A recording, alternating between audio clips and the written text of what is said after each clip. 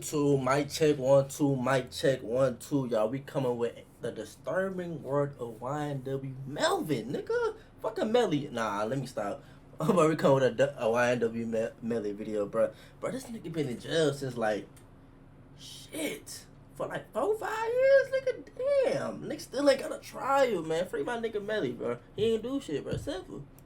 Melly has been in jail for the last 1,438 days. For 4 years, the world has been wondering if the rapper is in fact guilty of premeditated murder, with the victims being his two best friends that he has known since elementary school.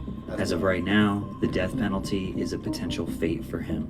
But just before he got arrested, he released his collaboration with Kanye West that skyrocketed his fame. He had multiple songs generating millions of views and streams, and was on his way to being the next SoundCloud superstar. When the news broke that he was being investigated, people started to scrutinize him. His lyrics were shockingly descriptive. His interviews may have had clues that could tie him to this crime. His life in jail for the past 4 years has been rough. But that's what I don't get though. Like that song came out years, like hella years before like that shouldn't even happen. So I don't even get that. He's being subject to inhumane treatment and borderline torture from the jail guards. As of today, YNW Melly is not guilty, but since we have not heard his defense yet, it's hard to imagine his innocence. No, bro. Innocent to proven guilty. Jamel Demons, yes, that's his real name, was born to mother Jamie Demons King when she was just 14 years old. The teenager and her mother raised the boy. 14? Hold up. My ears must have heard that wrong. We gotta take that back. Imagine his innocence. Jamel Demons, yes, that's his real name, was born to mother Jamie Demons King when she was just 14 years old. The teenager and her mother raised the boy at the Orangewood Park Apartments in Gifford, Florida. In kindergarten, Jamel met his first friend, Christopher Thomas, who we now know as YNW Juvie. So then when I walk in the kindergarten room, I see him, then he just started smiling and dancing, so it just made me happy. Now I want to be here. Since his mother was so young, they moved around to various projects up and down eastern Florida. He still doesn't know who his father is. Jamie says her son was a great kid, quiet, smiley, loved to sing and dance, but Melly admits he had a dark side to him, one that he discovered when he was just 9 years old. He had a little couch with a whole bunch of toys and shit under it, and like I seen a toy gun. I was just playing with that bitch, like pew pew. Then Melly discovers his uncle's real gun. When I rolled, I hit my head under the couch. When I hit my head under the couch, I stayed up for a little bit. I seen some shit shining. It was a 22 revolver. Bitch, this ain't Fortnite. How the fuck a gun glowing? Shining. How the fuck? Oh, a real gun. That bitch I'm a kid, glistening. So Nigga, if I hit my golden high, scar. And I couldn't hear out my ear for like a week. Damn. Okay. But then I was like, damn, this a real gun, you know what I'm saying? If you up that bitch at a nigga and bust his ass, that's his soul in that. Like, it's death in this motherfucker, you know what I'm saying? All I gotta do is up this motherfucker in your ass, just you disappear, bitch. This nigga laughed. hey, hold up, nigga. You know you can record it, nigga. Hey, nigga. whoa. Nigga, this nigga chuckle? He didn't laugh, nigga chuckle. Whoa. Up that bitch at a nigga and bust his ass. That's his soul in that. Like, it's death in this motherfucker, you know what I'm saying? All I gotta do is up this motherfucker in your ass, just you disappear, bitch. Real shit, bro. I like how them bitches look, for real. I'm in love with them bitches. Before Melly was 10 years old, he was infatuated with the power of having a weapon. In 7th grade, he brought a very large knife to school and threatened to unalive himself and another girl. It's pretty clear this young man was very deeply disturbed at a young age. Shifting his focus towards music was productive for him. In 8th grade, he recorded his first song. Niggas be tripping, but never be body. You keep talking all this shit and I'm a happy rockin' Prada. You's a punk nigga. In 2015, YNW was formed. Jamel went by Melly, Christopher went by Juvie, Anthony Williams went by Sack Chaser. The rap crew started releasing music consistently on SoundCloud in mid-2015 and quickly gained support from their classmates. But at the start of 10th grade, Melly caught his first case. Bro, y'all gotta listen to that YNW freestyle. Oh my god. Bro, I forgot how the song goes. It's like, made it out the... Bro, hold up, bro. Hold up, how that hoe go, bro? I can't remember, bro. Hey, I'm gonna find the hoe. That hoe so hard. For firing a weapon at 3 upperclassmen in a school zone, Demons was charged with 3 counts of aggravated assault with a deadly weapon and 1 count of discharging a firearm in public. This got him expelled from school and locked up for 1 year at age 16. It was during this time that Melly decided to take his music career very seriously, so he got to work. Sometime I'll be home soon. Be long, I promise I will be okay. Clearly, Melly had a gift. He has a very unique... Bro, oh my god, bro. This is the first video I ever found of this nigga. This nigga was in that fucking jail. Nigga, he made me want to go free his ass. God damn. Unique, raspy yet deep cadence, and naturally knows how to control his pitch. He spent his days behind bars writing love songs and murder ballads. Girl, you know I love it when I'm next to you. Riding through the 772. When he got released around October of 2016, he nigga, released his track 772 Love, which gained a lot of local support and some online buzz. He then previewed another track that he wrote behind bars that would end up changing his life.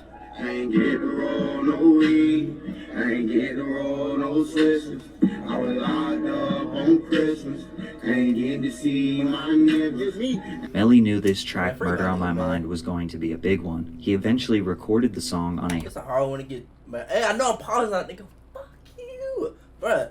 And nah, I love y'all. Y'all know I love y'all. Y'all love me, but like, chill out, bro. I know I be pausing. Like y'all niggas be wildin', nigga. This is a reaction plus a nigga. I'm not finna explain myself to you.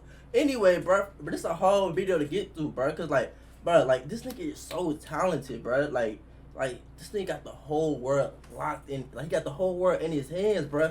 Now he innocent to proven guilty, but if this nigga did this shit, bro, this shit so stupid. I don't get why. But in all these type of murder cases, I never understood. Cause like, you feel me? I'm not in the streets, nigga. I'm a YouTuber.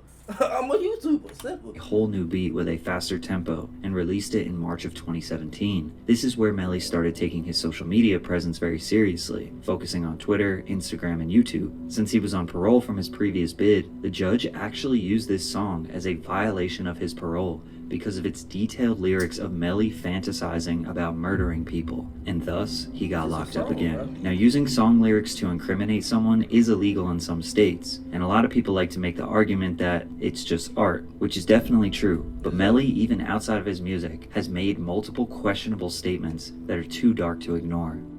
It was during this second confinement where he really started to generate a following. I ain't gonna lie. This is a crazy photo. Nigga, what possessed you to take this, ho?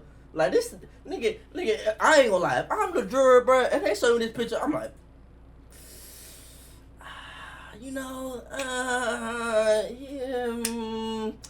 see, if this was a like maybe in a field, maybe at a church, I'll let it slide. This nigga's behind bars. Taking pictures. It's unclear how much time he spent locked up, but he was now 17 years old, and around October of 2017, his team was promoting a #Free YNW Melly campaign. His family and friends even produced and filmed an entire music video for his song 772 Love, which now has over 40 million views on YouTube. Upon his release in March of 2018, he was starting to explode. He immediately dropped a music for Melly the Menace and did a number of live performances in Florida.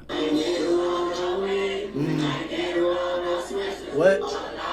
On Christmas, you see my His fame was leveling up. He released Blue Balenciagas, which would go on to do 70 million views, released a track called Butter Pecan, and he was traveling around the country and enjoying his freedom. All the while, Murder on My Mind was generating millions of views, and rap fans around the world were catching on to the YNW Melly wave. In fact, a lot of artists like Young Thug, Lil Durk, T Grizzly, and Uzi were big fans of Melly before most other normal fans caught on. He was a lot of artists' favorite artist. Right after his 18th birthday, he got arrested again for possession of marijuana, possession of weapon or ammunition by a convicted felon, and drug paraphernalia. Cortland Henry, aka YNW Bortland, Melly's longtime friend, was also arrested for possession of a weapon or ammunition by a convicted felon. They both posted bonds and were released the following day. With Murder on My Mind exploding, it was time for him to record a music video, and it's too graphic for me to even show. but he visually depicts the aftermath of a crime scene where he shot a friend and the friend slowly dies in his arms. These lyrics have been psychoanalyzed, and even though he wrote this song many years ago, the song may have shockingly foreshadowed real events. I didn't even mean to shoot him, he just caught me by surprise. I reloaded my pistol, cocked it back, and shot him twice. His body dropped down to the floor and he got teardrops in his eyes. He grabbed me by my hands and said he was afraid to die. I told him, "It's too late, my friend, it's time to say goodbye," and he died inside my arms. In his first interview with No Jumper, his whole demeanor was strange, but he revealed something very interesting. So what you got tattooed on your face? Tell me about it a little bit. What? On my face? Yeah. We got the heart on this side. What's that say above your eyebrow on that side? Which side? Oh, either one. What's it? No, I got a Sat Chaser right here. That's my brother and my twin. Okay. Juvie? Brother. Just a lot of your friends who passed? Yeah. No, them my niggas right there. Oh, okay. My brother right there. My bad. I wouldn't get none of my friends tattooed on my face until they died. Yeah. I'm not a good friend like you are, apparently. This shit for life.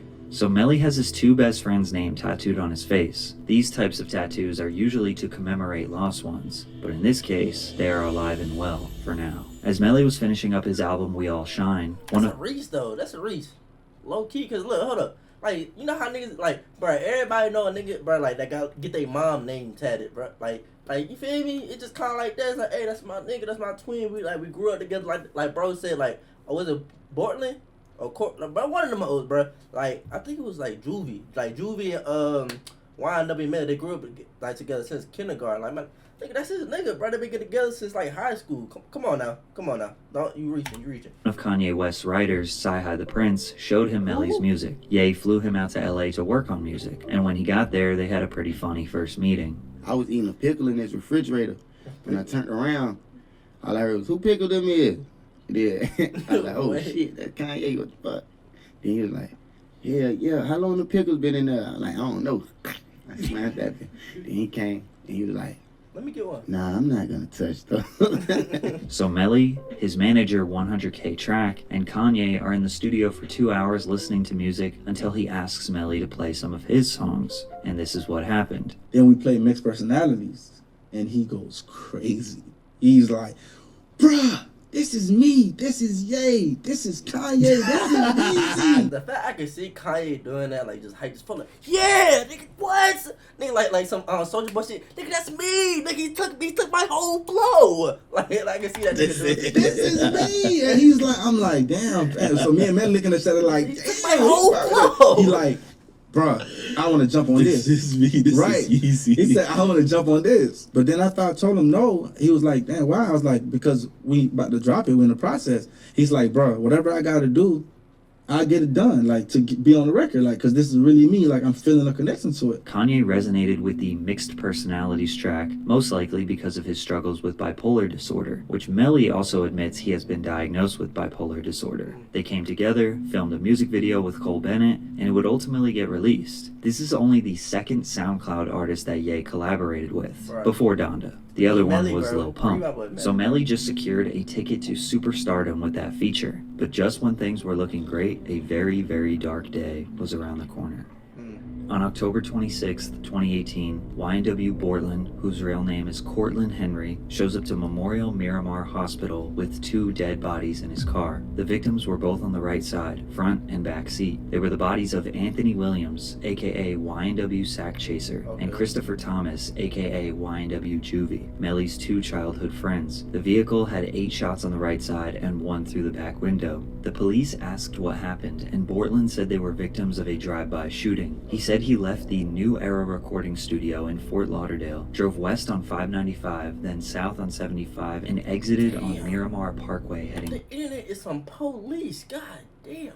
Nigga, this is first 48. Nigga, literally drew the line. Like, this nigga know exactly where they stop at. What the west. He said on Southwest 160th, a vehicle passed by on his right side and started shooting. He ducked down to avoid being shot, and when he sat up, he saw his friends bleeding out, so he drove to the hospital, which was conveniently right around the corner. After this report, the detectives and officers shut down the crime scene and walked 12 blocks on foot. Not a single report of gunshots, nor evidence of a shooting was found. Portland was tested for gunshot residue on his hands, but came back negative. The roommate, Dontavius Withers, of Sack Chaser and Juvie, was questioned by the police since he lived at their last known address. He said there were 2 cars when they left the studio, a gray Jeep, which is where the murder took place in, and a red Mitsubishi, which Withers said that he and Melly were in. He said he went straight home and found out later that his roommates were dead and didn't know where Melly was. But it was later proven that Withers lied about the situation. Before police showed up, he was with Melly at Fredo Bang's house. Withers changed his story and said that Melly was in the Jeep when they left the studio, but then got into the Mitsubishi around Sheridan Ave when Withers Snapchatted him to pick him up.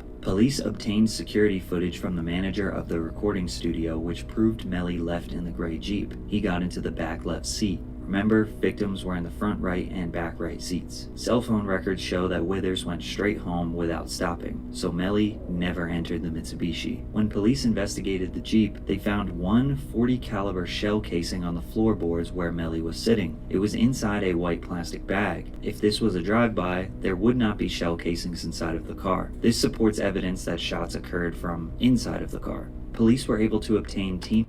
Man, this is my first time hearing this, nigga. So you saying mobile cell phone we're gonna let it slide. Records that track their locations minute by minute. These records show that Melly, Portland, Sack, and Juvie were all in the car together at the time of the murder. They did confirm that the Jeep exited on Miramar Parkway, but turned north on Southwest 184th and then west on Pines Boulevard at 353, and then turned back east at 406. This is enough time to make it all the way to the outskirts of the city where nothing is around, and back. The cell phone records also show that they were driving around the area west of I-75 before arriving to the hospital at 4:35. Melly's cell phone was separated from the car at 4:32, just 3 minutes before the Jeep arrived to the hospital. This is where people are assuming that Melly and Portland were trying to get their story straight, driving around the city, and then ultimately Melly hopped out before Portland took them to the hospital. Melly then FaceTimed his girlfriend saying that they were a victim of a drive-by and he needed to be picked up, which confirms that he was at the scene of the crime.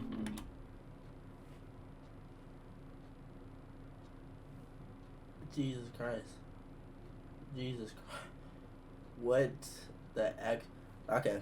Let's play on the idea that this nigga did do it, okay? Why? This shit is crazy. And I've been saying free this nigga for like 13, 14 minutes. Damn.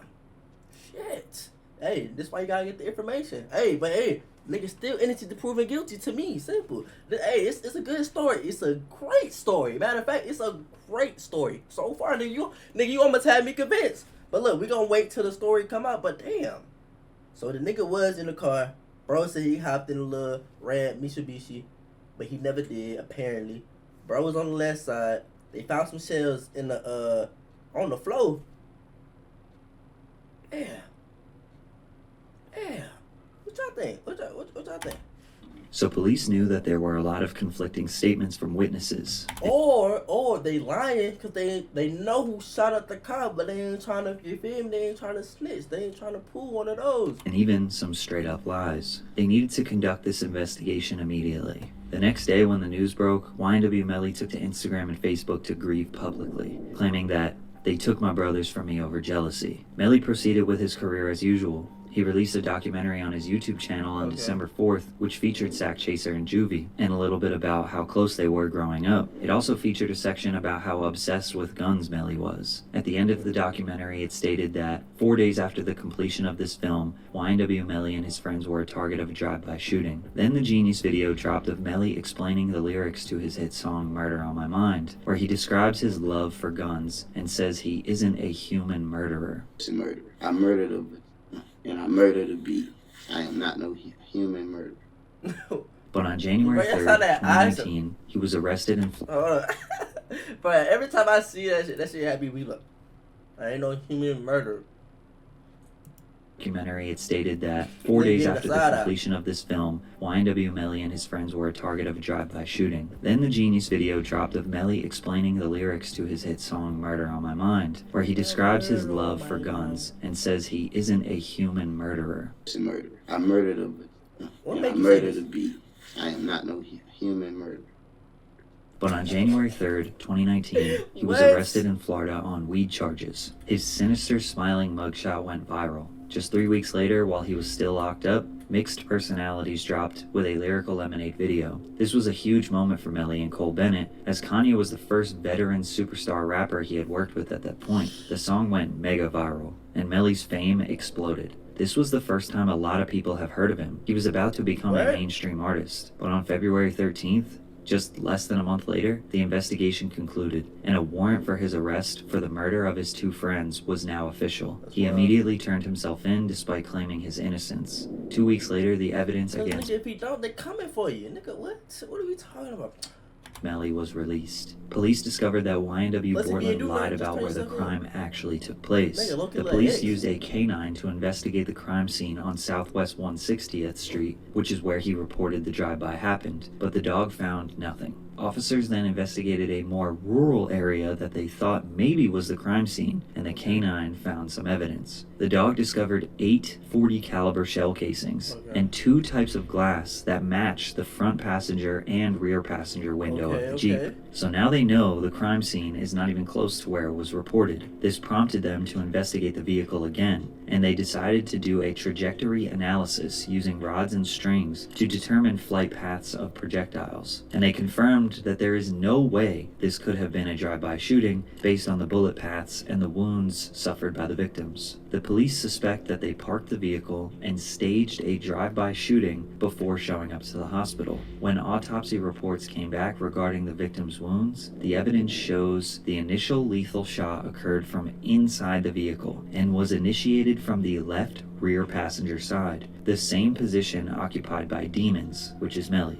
An intermediate wound by definition would indicate a distance of 3 inches to 3 feet between the victim and the weapon. However, due to a 3-centimeter stippling pattern, the weapon was in a close proximity to Thomas's head. This would be a straight-up execution-style shot. The gunshot wounds to the back of Thomas also indicates these wounds were inflicted after he was shot in the head, as the projectiles entered Thomas's back when he was leaning to the left. Evidence from the autopsy revealed that both victims' wound paths to their heads were from a left. Yeah, I ain't gonna say nothing too wild, but nigga, if this is a drive-by, nigga, these niggas had fucking crazy ass aim. This is the best aim we have seen in history. Cause what the nigga, both headshots. Nigga, I'm not saying nothing crazy, but nigga, this is, if 1 + 1 equals 2, then nigga, then yeah, some like yeah. To right direction. This direction contradicts the statements made by Henry and does not support the statements of a drive-by shooting that occurred on the right side of the vehicle. Basically, they think Melly shot both of his friends point blank. Then they drove around trying to come up with a story, then staged a drive-by to make it look more convincing. And obviously the police have garnered a lot of evidence to support that. Because of Melly's music about guns, murder, and admitting to having another personality, Melvin, who is reckless, unpredictable, and willing to kill, he hasn't exactly made himself seem like the most innocent man in the world. Most of his fans claim that this is just art. It's too common for rappers to make songs that glorify violence, gang activity, and all kinds of heinous crimes. This is all just for entertainment, and Melly is actually a good person. And when it comes to the music, it's hard to accuse someone of crimes based on that, but I think we can all agree some of his interviews and candid remarks about his alter ego Melvin make him look very suspicious. Plus, surely someone wouldn't kill their best friends, right? Exactly. Well, there's absolutely nothing that indicates Melly had any beef or bad blood with Juvie, who he has known since kindergarten. However, with Sack Chaser, there is some suspicion. A video surfaced on the internet of Melly's mother saying this: "Don't ever try to come for me, because I don't even play them type of games. Like, what the fuck you got that I ain't got? Oh, you threaten me with your little gun?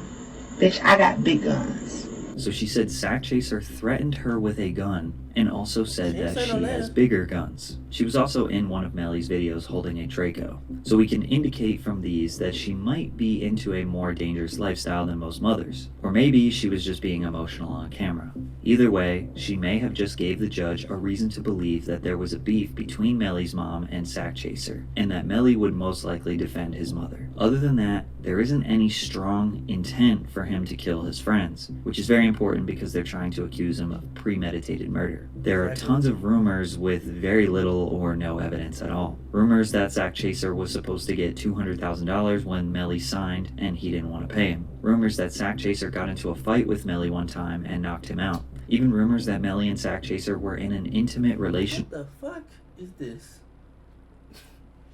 What is this, bro? Hey. I'm just trying to figure. Hey, I'm not even gonna talk about none of. I'm just confused. What the pocket doing? What? Fuck it. We're gonna let it slide.